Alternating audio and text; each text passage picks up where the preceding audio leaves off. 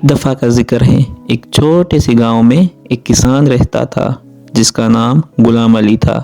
غلام علی بہت محنتی اور ایماندار تھا۔ اس کے پاس اپنی ایک چھوٹی سی زمین تھی جہاں وہ کھیتی کرتا اور اپنی محنت سے اپنی زندگی گزار رہا تھا۔ اس کی زندگی کا ہر دن محنت اور خوشی سے بھرا ہوا تھا، لیکن اس کے گاؤں کا مالک رضا بہت ظالم اور خود غرض تھا۔ مالک رضا بہت امیر تھا اور اس کا اپنا کافی بڑا کھیت تھا، لیکن وہ دوسروں کے کسانوں کی محنت سے فائدہ اٹھاتا تھا۔ ہر سال وہ اپنے کسانوں سے زیادہ فصل لینے کے لیے ان پر ایکسٹرا ٹیکس لگاتا اور اگر کوئی کسان اس کا حق دینے میں دیر کرتا تو اسے بہت برے طریقے سے سزا دیتا۔ غلام علی کو مالک رضا کا ظلم بہت دکھ دیتا تھا۔ وہ اپنی زندگی کو بہتر بنانے کے لیے محنت کرتا تھا، لیکن ہر دفعہ اس کو مالک رضا کے ہاتھ سے نقصان ہی ہوتا تھا۔ مالک رضا نے اسے ہر سال زیادہ ٹیکس دینے کا حکم دیا تھا، اور اگر غلام علی اس کا پورا پیسہ نہ دے پاتا تو مالک رضا اس کی زمین کے کچھ حصے اپنے نام کر لیتے۔ ایک دن غلام علی اپنے زمین پر کام کر رہا تھا جب مالک رضا نے آ کر اسے کہا، تمہیں اپنی زمین کا کچھ حصہ مجھے دینا پڑے گا، ورنہ تمہارا جو بھی فصل ہے وہ میرا ہوگا۔ غلام علی نے گھبرا کر کہا، مالک صاحب، میں اپنی زمین اور اپنے کھیت کی محنت سے اپنے گھر والوں کا گزر بسر کرتا ہوں، میرے پیسے مجھ سے نہ چھینیے، میں آپ کو جو ٹیکس دینا تھا وہ دے چکا ہوں۔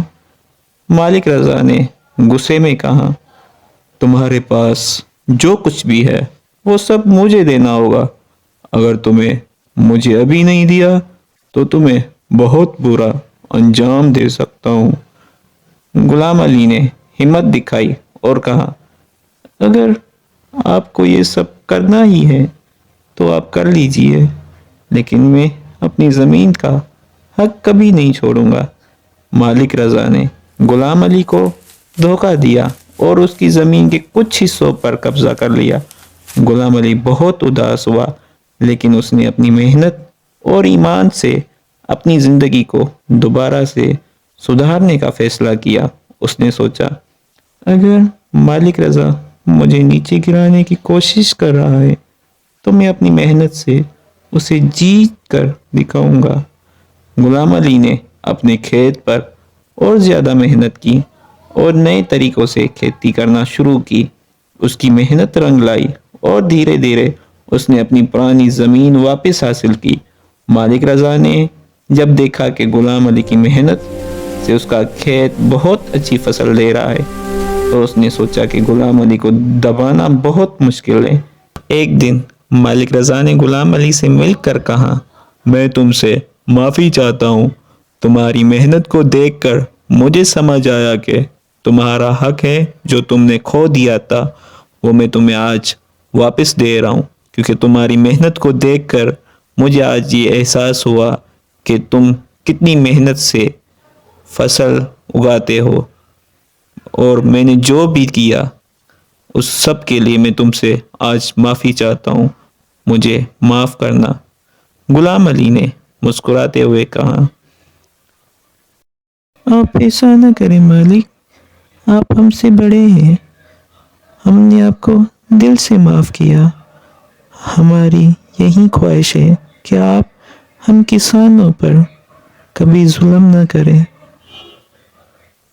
بس ایسے ہی ہمارا خیال رکھیں، کیونکہ ہم محنت اور لگن سے کام کرتے ہیں۔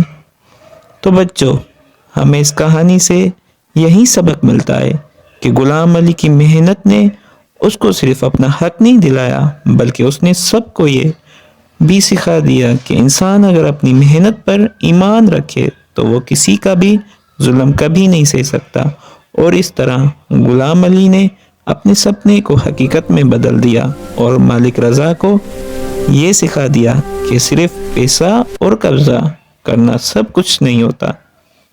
Thanks for watching! Don't forget to like and comment and subscribe to Minitoon World!